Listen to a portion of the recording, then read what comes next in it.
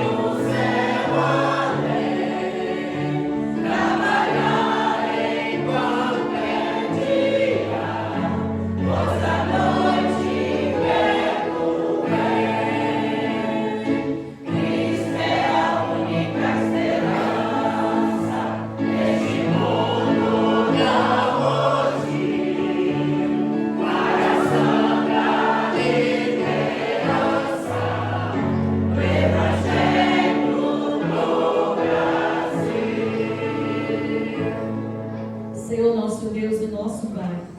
A nossa gratidão, Senhor, nesta manhã, porque o Senhor nos trouxe mais uma vez para juntos, ó Deus, louvarmos e bendizermos o Teu nome. Nós agradecemos, ó Deus, pela nossa igreja, quando, mais uma vez, com as demais igrejas batistas também, Senhor, nós estamos na campanha de missões nacionais. Obrigado porque o Senhor muito tem feito, Senhor, por cada um de nós, aonde nós estivermos, ó Deus, que o Senhor nos abençoe e nos dirija, ó Deus. E que esta campanha, mais uma vez, seja para a honra e glória do Senhor Jesus. Assim nós oramos em gratidão por tudo, louvando o Teu nome, em nome de Jesus. Amém. Nosso momento missionário, hoje pela manhã, nós vamos recitar o nosso tema, especial, a partezinha que a gente consegue cantar, nós vamos juntos. E à noite nós vamos ter um momento especial também, muito importante aí, que os irmãos vão conduzir à noite. Vamos juntos de uma vez no nosso tema? Minha pátria para Cristo. A divisa. E ainda há muitíssima terra para conquistar. Josué 13, 1. Desculpe, irmão, Josué 13, 1. Glória a Deus por isso, né? Vamos ouvir então o nosso...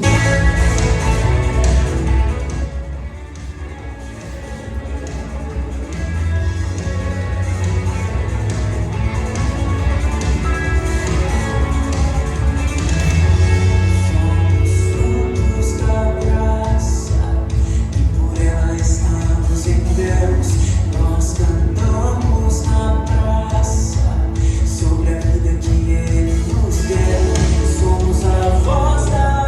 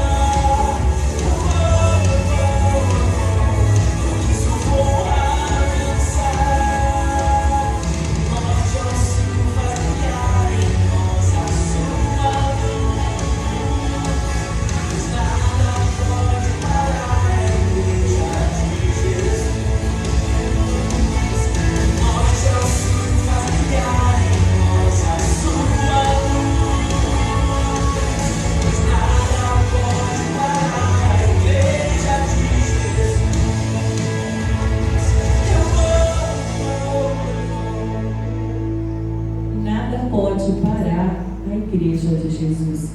E para que ela não pare, o compromisso é nosso.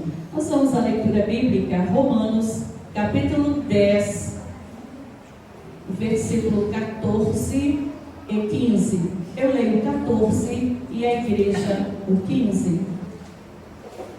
Como, pois, invocarão aquele em quem não creram? E como crerão naquele de quem não ouviram? E como ouvirão se não há quem pregue? E como pregarão se não forem enviados? Como está escrito: quão formosos os pés dos que anunciam o evangelho de paz, dos que trazem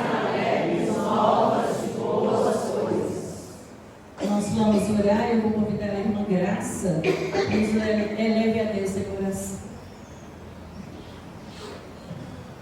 Santo Eterno Pai, aqui estamos, ó Deus, na tua presença, Senhor, louvando e glorificando o teu santo nome.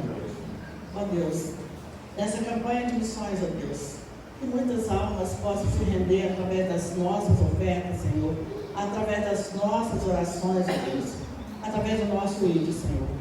Não só nos campos longínquos, Senhor, mas os nossos campos também, Senhor, porque nós aqui podemos ir fazer aquilo, Deus, e lá, Senhor, as nossas ofertas farão.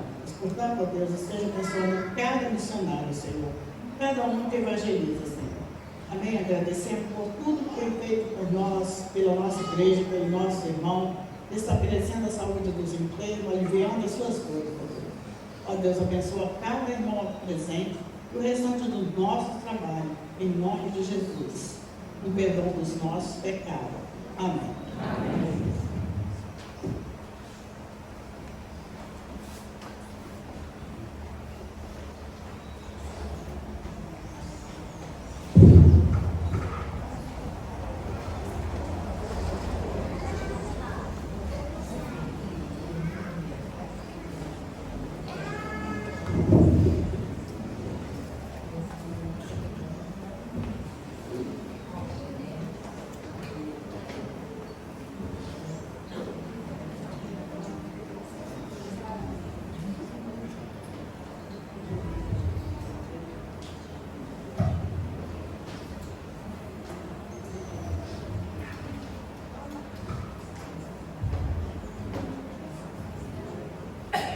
Bom dia, irmãos. Continuemos adorando o nosso Deus com essa canção que fala que Ele é santo, santo e santo. Convido os irmãos a se colocarem de pé para louvarmos bem animados.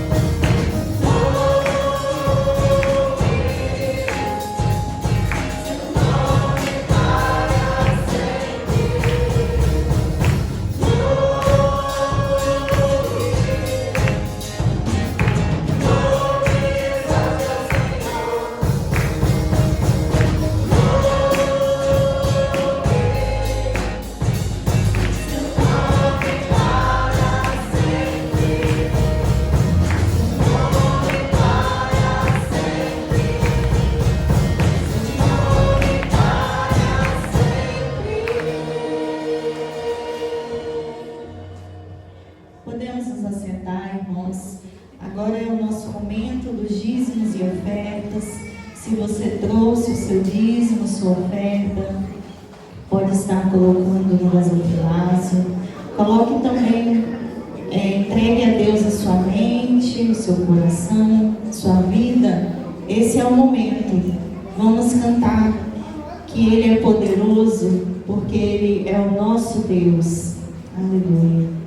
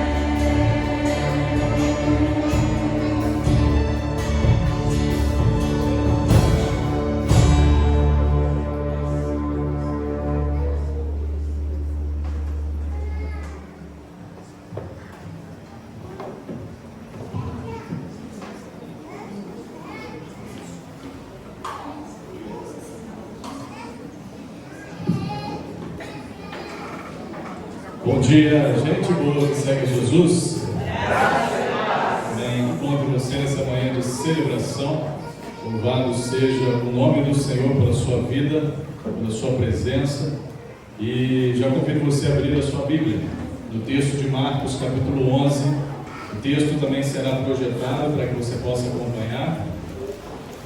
Marcos, capítulo 11, verso 12 ao 14. Depois a gente dá um salto do verso 20 ao verso 26. Hoje eu quero tratar nessa manhã com você sobre o poder da fé. Há poder numa fé genuína. Eu quero que você entenda a respeito disso, um pouco melhor a respeito disso, usando esse texto que vai nos ensinar, entre outras lições, também sobre a fé. Marcos capítulo 11, verso 12, vai nos dizer assim. Pode ficar sentado mesmo, assentada, como você está, mas com toda a reverência à palavra de Deus, que nos diz: no dia seguinte, quando saíram de Betânia, teve fome. Aqui Jesus, juntamente com seus discípulos, e vendo de longe uma figueira com folhas, foi ver se nela porventura acharia alguma coisa. Aproximando-se dela, nada achou senão folhas, porque não era tempo de figos. Então lhe disse Jesus, disse para a figueira: nunca jamais coma alguém fruto de ti. E seus discípulos ouviram isso. E passado eles pela manhã, viram, aqui eu já saltei para o verso 20, você que está acompanhando na Bíblia. E passando eles pela manhã, viram que a figueira secara desde a raiz. Então Pedro, lembrando-se, falou: mestre, eis que a figueira que amaldiçoaste secou. Não olha essa palavra amaldiçoaste, que te lembra maldição, como feitiçaria, tá? Uma coisa que a gente conhece da nossa cultura, principalmente brasileira. Não tem nada a ver com isso, essa expressão aqui. Ao que Jesus lhes disse: tende fé em Deus, porque em verdade vos afirmo que se alguém disser a este monte: ergue-te, lança-te no mar, e não duvidar no seu coração, mas crê que se fará o que diz, assim será com ele. Por isso vos digo que tudo quanto em oração pedirdes, crede que recebestes, e será assim convosco. Agora, os dois versos muito importantes, presta bem atenção nesse 25 e 26 também. E quando estiveres orando, se tende alguma coisa contra alguém, perdoai, para que vosso Pai Celestial os perdoe as vossas ofensas. Mas, se não perdoardes também, vosso Pai Celestial não vos perdoará as vossas ofensas. Um texto onde, no meio dele, entre os versos aí 15 até o verso 19, está o momento onde Jesus vai ao templo em Jerusalém e expulsa ali os cambistas, e aquele trecho, né, aquela experiência que você conhece muito bem. Mas antes de pensarmos um pouco dentro desse texto sobre o poder da fé, preciso que você ore mais uma vez comigo. Então use a sua fé, leve seu pensamento a Deus e ore ao Senhor mais uma vez. Pai, obrigado pela tua palavra. Obrigado porque é a palavra do Senhor a nossa vida nessa manhã de domingo. Nós louvamos o teu nome pelo privilégio, pela liberdade que temos de ler a tua palavra, de podermos meditar nela e assim permitir com que o teu Espírito Santo fale no nosso coração. Por isso, Deus de amor, eu te peço humildemente, em nome de Jesus, fala a nossa vida nesta manhã.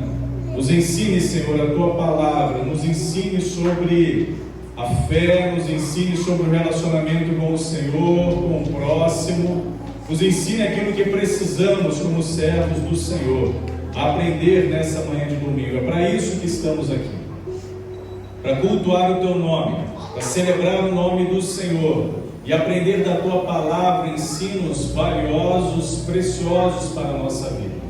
Por isso, Pai, peço mais uma vez para com esta igreja: não permita, Senhor, que o diabo, que distrações, que pensamentos invasivos tomem a ação do Senhor sobre o nosso coração nessa hora, porque esta palavra vem para nós nessa manhã e ela não pode voltar vazia. Ela encontra um lugar seguro em nosso coração, para a glória do teu nome, Pai, que eu peço, crendo no nome poderoso de Jesus. Amém. Amém, igreja. Nesse contexto aqui do capítulo 11 de Marcos, você vai perceber esse episódio, que é o episódio central, este da figueira que não tinha frutos, e vai perceber também um episódio central, que é aquele momento da purificação do templo, onde Jesus vai ao templo de Jerusalém, e eu citei ele brevemente para você agora há pouco. Esses dois episódios, eles têm um fundamento espiritual.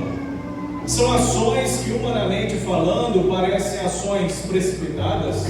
Parece que Jesus, de certa forma, agiu com algum sentimento humano, como se Jesus, decepcionado, frustrado, com raiva ou com alguma coisa semelhante, ele entra no templo e faz aquela limpeza. Ou então, caminhando com fome, como o texto fala, porque tem gente que quando está com fome fica mal-humorado, né?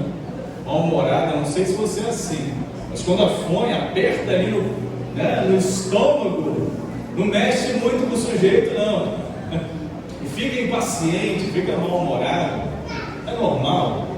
Jesus aqui, o texto fala que ele estava com fome juntamente com seus discípulos, mas nós podemos perceber que essas ações aqui, tanto com a figueira quanto com o templo, não foram ações motivadas por sentimentos humanos. Foram símbolos, foram ilustrações de ações espirituais, de uma triste condição espiritual de Israel, manifestada ali no templo em Jerusalém, e também usada como exemplo a partir desta figueira.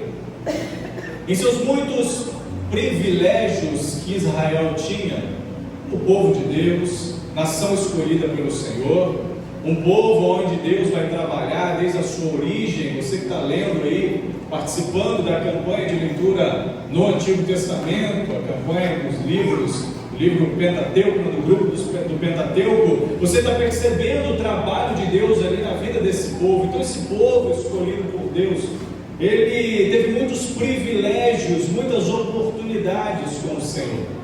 Mas isso não garantiu nada à vida deles, muito pelo contrário, internamente esse povo estava corrupto, este povo estava contaminado. Acontecia com esse povo assim como Jesus fez e aconteceu na purificação do templo com essa figueira, ou seja, o coração, a vida desses homens e mulheres, das pessoas de Israel, muitas delas estavam sem fruto, estavam sem essência, estavam sem vida, sem a presença de Deus. E a ação de Jesus nesses dois momentos acontece para condenar o povo, para condenar o povo que rejeitava o Filho de Deus. No Evangelho de João você percebe isso, João 1, capítulo 11, veio para os que eram seus, mas os seus não os receberam, não receberam. Então Jesus vem aqui nesse episódio para condenar. E Jesus, no seu direito, na sua autoridade como Senhor, Rei, Juiz, Ele está na nossa vida também para nos condenar, para de certa forma chamar a nossa atenção hoje, chamar a nossa atenção. Vai chegar um tempo na volta de Cristo em que sim, as contas serão ajustadas, mas hoje o Senhor chama a nossa atenção para condenar-nos de falhas morais e espirituais que cometemos. E nesse episódio da figueira, duas coisas precisam ser observadas aqui. E eu preciso que você preste atenção para você entender aquilo que Deus quer falar ao teu coração. A primeira delas, que Jesus condena, tanto na ação no templo, quanto na ação para com aquela figueira, era uma aparência enganosa. Uma aparência enganosa. Tanto no templo, quanto no exemplo figurativo daquela figueira, havia uma aparência.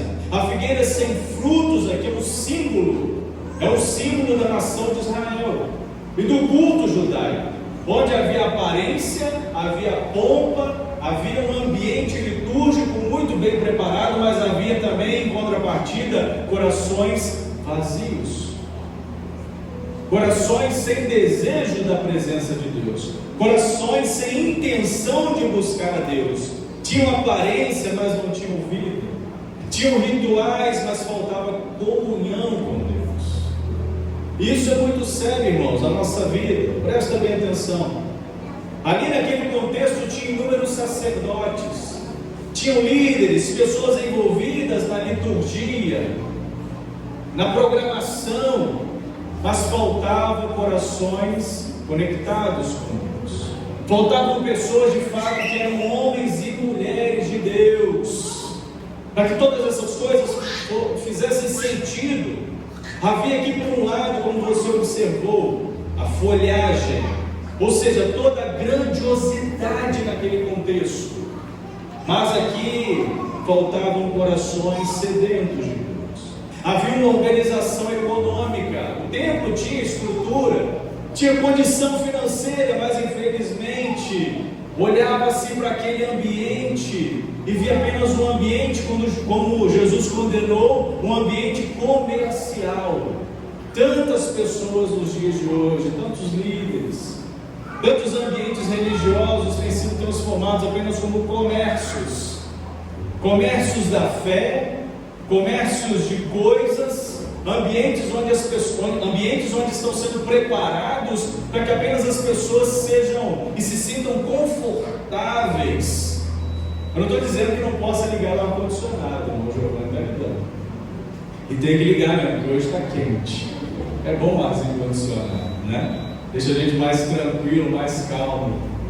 Mas aqui eu quero dizer, estou fazendo você pensar em ambientes onde muitas das coisas tiravam a essência da verdadeira adoração a Deus. Ao invés de Jesus encontrar frutos na vida daqueles homens e mulheres, sabe o que Jesus encontrava? Presta bem atenção: corações endurecidos. Jesus encontrava fingimento, Jesus encontrava falsidade, entre outros comportamentos pecaminosos. Jesus aqui, ele viu de longe essa árvore. Obrigado, Júlio César. Jesus aqui viu de longe essa árvore. E quando Jesus olha essa figueira florida, onde as demais ainda não tinham folhas, porque não era época para isso, dentro desse contexto, Jesus se sente de certa forma assim curioso. Deixa eu ir lá ver, deixa eu chegar de perto, deixa eu investigar por que essa figueira está tendo uma posição de destaque no meio das demais, por que ela está aparecendo, qual é a intenção dela estar aparecendo.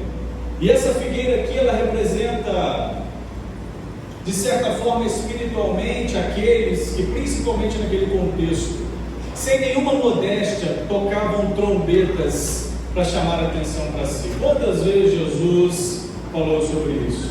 Aqueles que batiam no peito, diziam: Senhor, muito obrigado que eu não sou igual a ele, não sou igual a ela, não faço isso, não faço aquilo outro, não tenho esse comportamento na minha vida. Quantas vezes Jesus chamou a atenção para com aqueles que se achavam superiores a outros? E nesse contexto aqui Jesus está condenando. Por quê? Porque Jesus sonda os nossos corações, Jesus conhece o nosso coração, e nesse sondar Ele quer ver de fato se a nossa vida está coerente com aquilo que nós fazemos, com aquilo que nós prestamos diante do Senhor, com o nosso comportamento, com o nosso testemunho, com a forma com que nós lidamos no dia a dia, na nossa vida, dentro e fora de casa, dentro do ambiente eclesiástico, fora dele. É um perigo, irmãos, quando nos apresentamos de uma forma e Deus olha para nós e percebe que nós não somos aquilo que nós nos apresentamos. Sabe por quê? Porque isso abre caminho para que Jesus investigue o nosso coração, investiga a nossa vida, assim como Ele fez com aquela figueira. Ele olha para ela, florida, no momento onde não era tempo para aquilo, e Ele vai investigar. Deixa eu ver se de fato ela está dando frutos, porque para ela estar assim, ela tem que dar frutos. Se ela estiver assim, florida, como ela está, e não tiver frutos, tem alguma coisa errada naquela vida. E Jesus sempre estava chamando a atenção do povo de Israel, assim como chama a nossa atenção para aquilo que nós nos apresentamos ser. Sabe por quê, meu amado, minha amada? Porque Jesus tem essa autoridade. Jesus tem essa autoridade para nos investigar profundamente e ver se em nós há frutos dignos daquilo que precisamos apresentar como servos e servas do Senhor. Como afirmamos isso de todo o nosso coração, queremos servir, amar a Jesus de todo o nosso ser, mas sim, a nossa vida a partir disso demonstra ações e comportamentos dignos para que o Senhor, ao nos investigar, encontre de fato essas ações dignas, esses comportamentos dignos, frutos.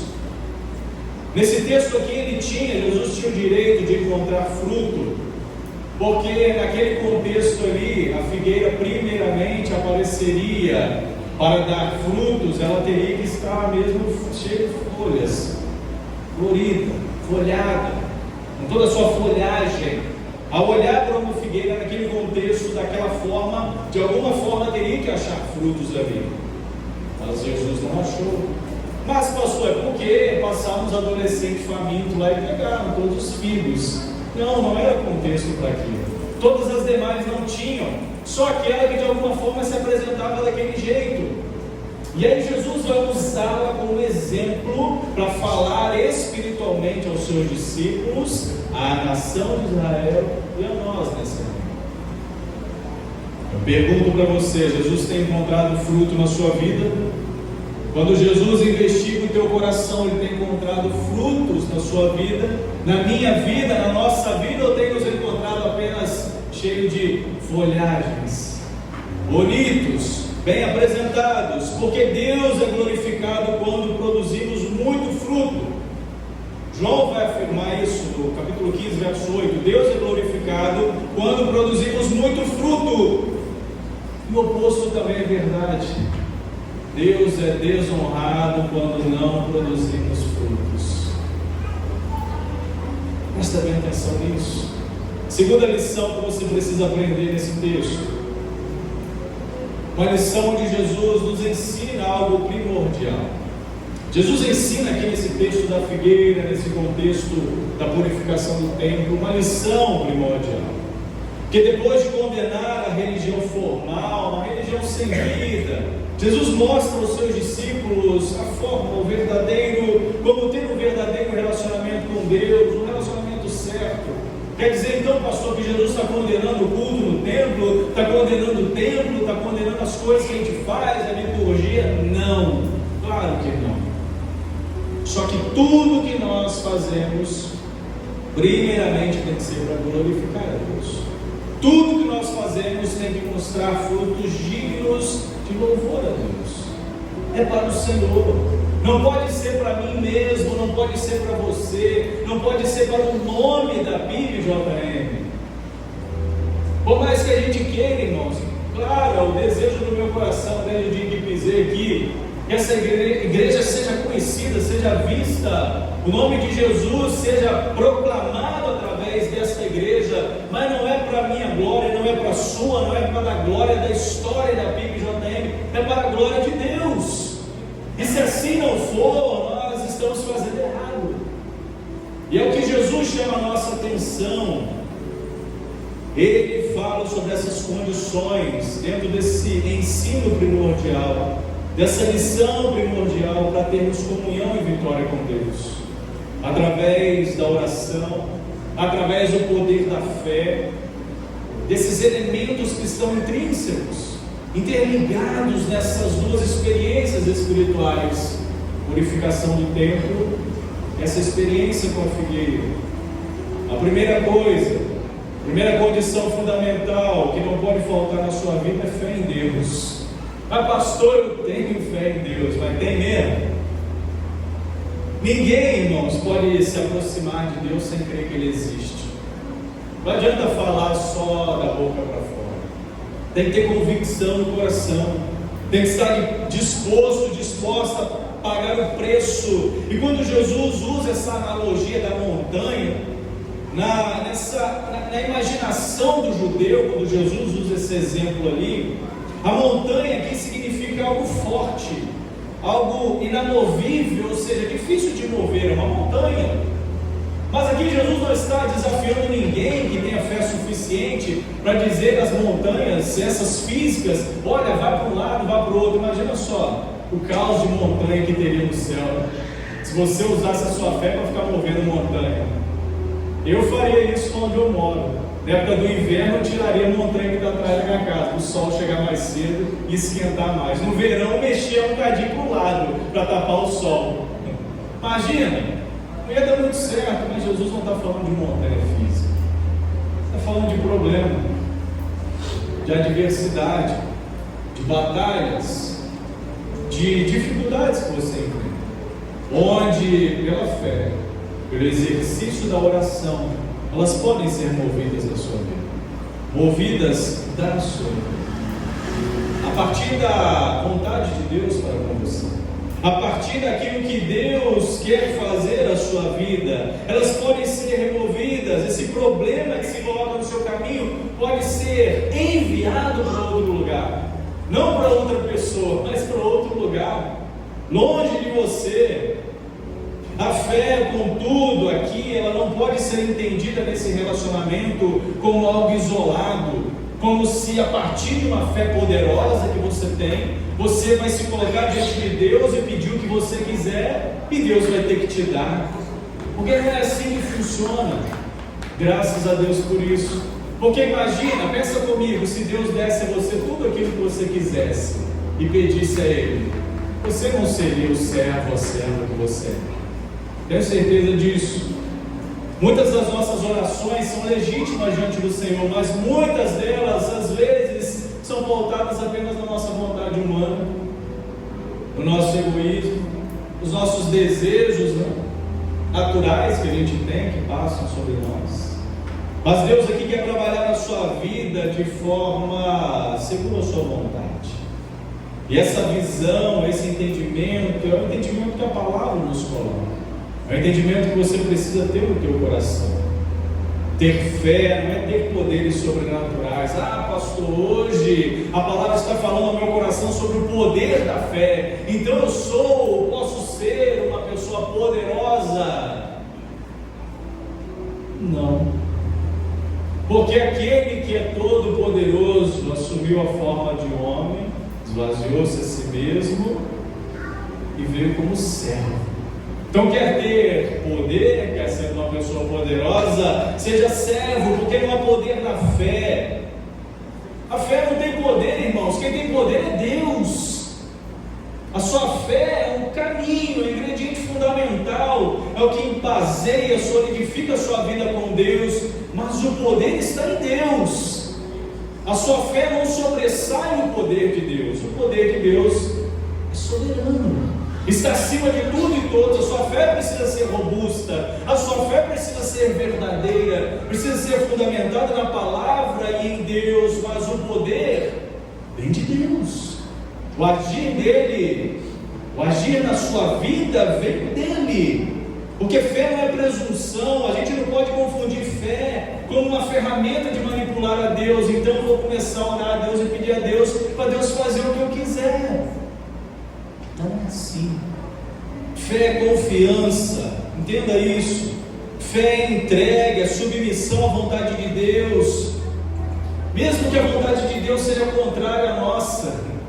Ah, Senhor, eu queria tanto isso, tanto aquilo outro. Mas às vezes Deus fala para nós: não é o momento, não é agora. Por isso fé é confiança, entrega, é submissão à vontade de Deus. Isso é um relacionamento genuíno. É isso que Deus quer de você, é isso que Deus quer de nós. E por último o Senhor vai colocar, e para nós parece que não faz muito sentido, parece que soa fora do contexto, não tem nada a ver, pastor, isso, mas é algo essencial para que a sua fé seja legítima, para que o seu relacionamento com Deus seja sincero, seja verdadeiro, que é o perdão aos irmãos. O perdão aos irmãos, a sua oração, a sua fé não vai ser como Deus quer que ela seja se o seu coração estiver bloqueado para com o seu relacionamento com o próximo, com o seu irmão. Porque a verdadeira oração envolve perdão. tanto quanto a fé. É interessante que, de forma bem simples, rápida aqui, só para você entender um pouquinho. Quando nós oramos, a neurociência fala disso. A neurociência fala a respeito disso. Quando, não fazendo propaganda, tá? Nada disso.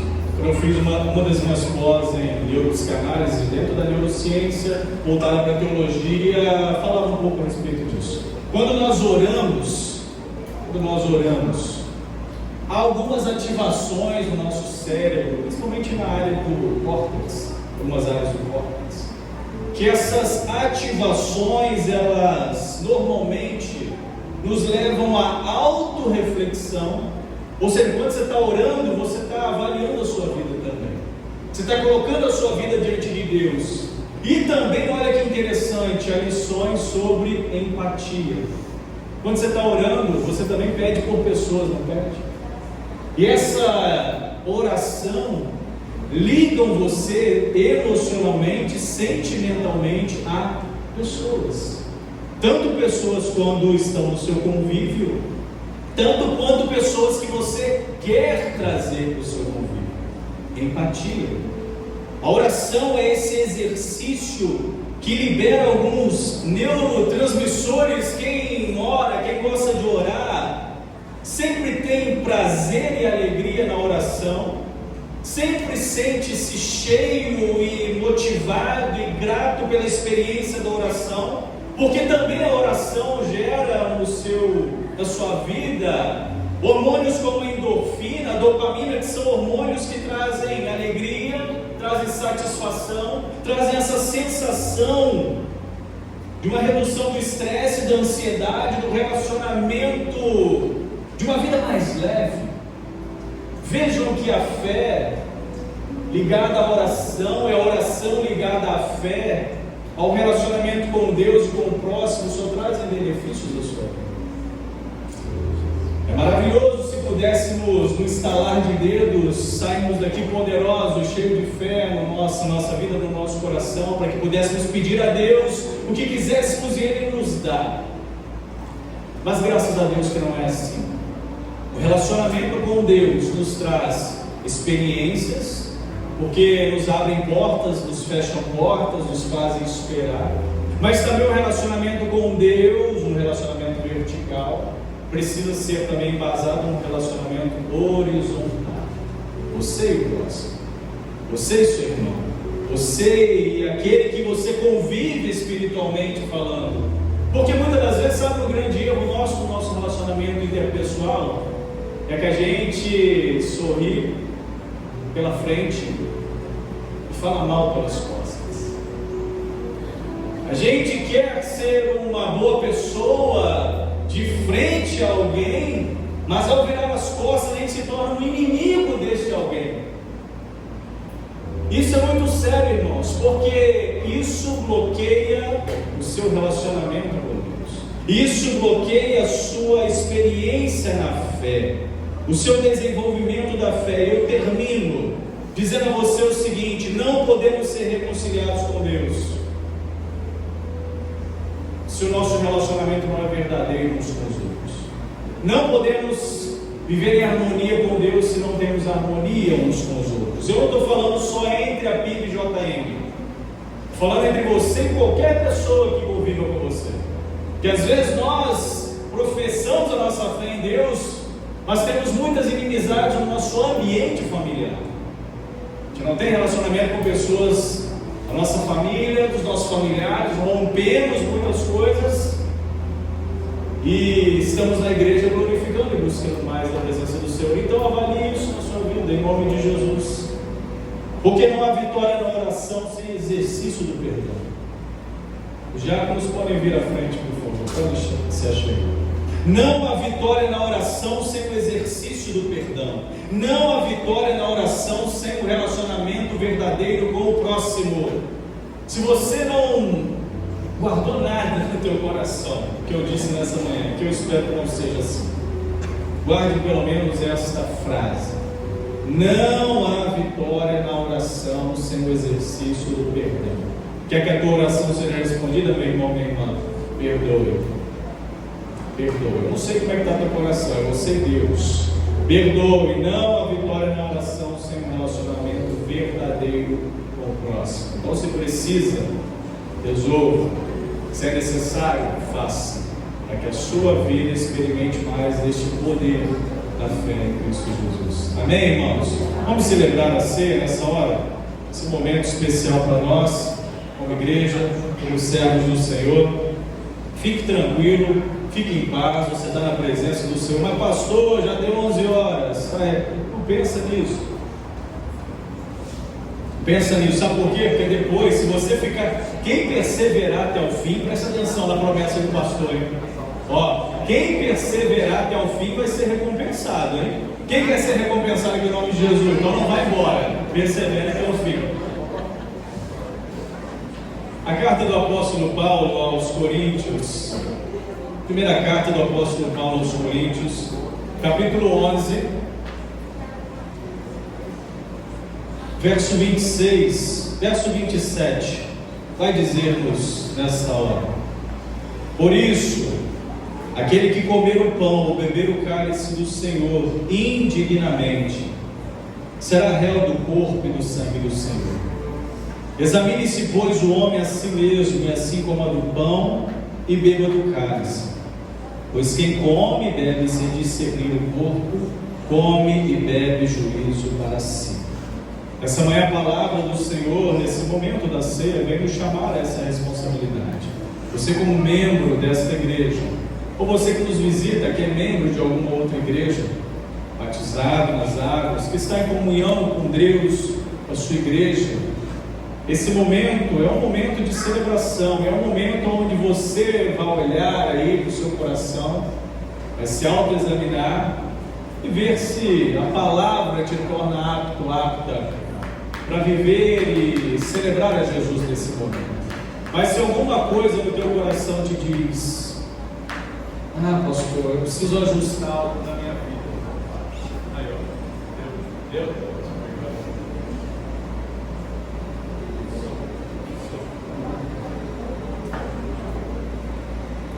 Só. Até o microfone está programado já. Deu 11 horas, acaba a vida. Então, se tem alguma coisa no teu coração, coloque diante do Senhor nessa hora. Vamos orar ao Pai, para que possamos participar desse momento com toda a seriedade e alegria que Ele traz à nossa vida. Senhor, diante da Tua presença, ó Pai, estamos mais uma vez em oração, agradecendo primeiramente ao Senhor pela Tua palavra que fala a nossa vida. Te agradecendo porque é palavra do Senhor, é ensino do Senhor a nós. E que esta palavra venha, ó Deus, ter encontrado sim lugar em nosso coração, nos trazendo todo o entendimento e compreensão daquilo que ela precisa significar na nossa vida. E também nessa hora, diante da mesa do Senhor, podemos celebrar e podendo, ó Deus, anunciar ao Senhor a vida, a ressurreição, a glória do Senhor, através desses elementos, nós nos colocamos, ó Pai, diante de Ti, pedindo que o Senhor, que sonda o nosso coração, nos dê a condição de, ao participarmos dele, nos encontremos aceitos diante do Senhor, nos encontremos, ó Pai, aprovados diante da Tua presença, Pai, não para mérito nosso, mas para a glória do Teu nome. Assim peço por mim, por cada um aqui nesta hora, no nome de Jesus. Amém, amém. Vamos celebrar.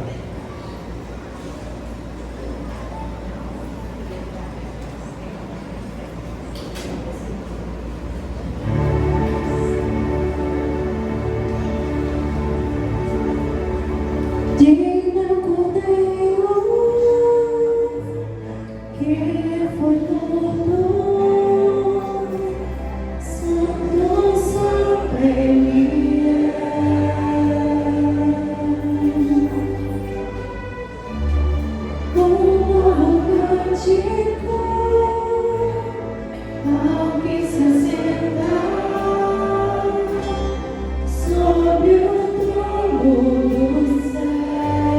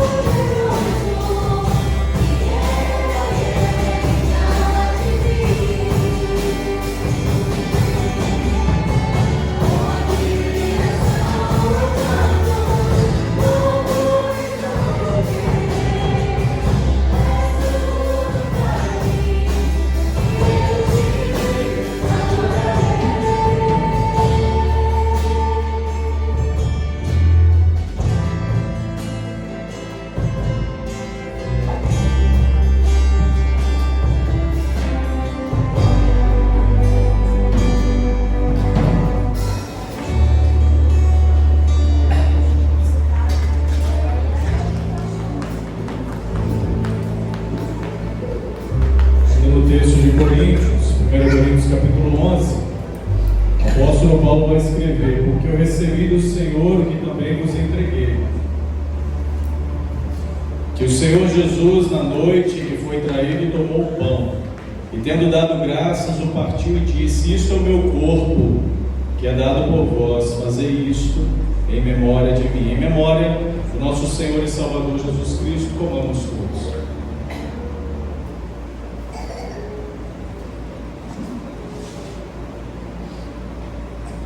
Por semelhante modo, depois de haver ceado, tomou também o cálice, dizendo: este cálice é a nova aliança no meu sangue.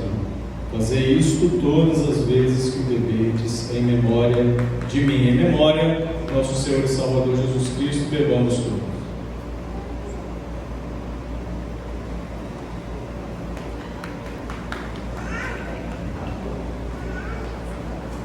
Porque todas as vezes que comerdes este pão e beberdes o cálice, anunciais a morte do Senhor, ok, igreja? Até que Ele venha. Então, cumprimos mais uma ordenança do Senhor nessa manhã. E com alegria e gratidão nós vamos orar mais uma vez, agradecendo ao Senhor por isso. E nessa oração nós já vamos agradecer também que hoje é aniversário do nosso diácono, irmão Joaquim. Nós vamos orar também nessa oração, agradecendo pela vida do servo do Senhor. Se você puder, coloque-se de pé. Com essa oração a gente já está encerrando. Estamos encerrando o culto, a nossa celebração nessa manhã. Como eu disse, aquele que perseverar até o fim será recompensado.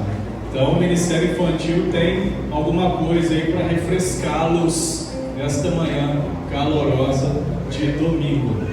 Então não vai embora sem ser abençoado, abençoada, recompensado pela sua perseverança. Feche seus olhos, glorifique ao Senhor. Agradeça ao Senhor, entregue esse momento, a sua vida na presença do Senhor. Pai de amor, muito obrigado, Pai, por essa manhã de celebração, por esse tempo em Tua presença, onde alegremente nos encontramos aqui nessa manhã de domingo, para cultuar ao Senhor, entregar o nosso culto coletivo, buscar mais a Tua presença e aprender mais a Tua palavra. Te agradeço, Deus bendito, por cada vida amada e preciosa pelo Senhor, que está aqui nessa manhã. Que o Senhor continue abençoando, que o Senhor continue, Deus, com a Tua mão de graça e poder sobre cada irmão, sobre cada irmã, família aqui representada para a glória e honra do Teu nome. Nessa hora nos entregamos em Tuas mãos, colocamos a nossa vida mais uma vez em Tuas mãos, celebramos a ceia do Senhor como este memorial que nos traz alegria e certeza da vitória eterna em Cristo Jesus. Louvado seja o Teu santo nome, Pai, hoje e eternamente. Também nos colocamos em gratidão diante do Senhor por mais um ano de vida para o nosso irmão Juari. Obrigado por essa vitória sobre a vida do Teu servo. Continue o abençoando, o conservando, dando sempre saúde e sabedoria para continuar sendo este servo na presença do Senhor. Te rogamos também, ó Deus, por bênçãos sobre a sua vida, sobre a sua família, e continue sendo cuidados e protegidos, abençoados pelo Senhor.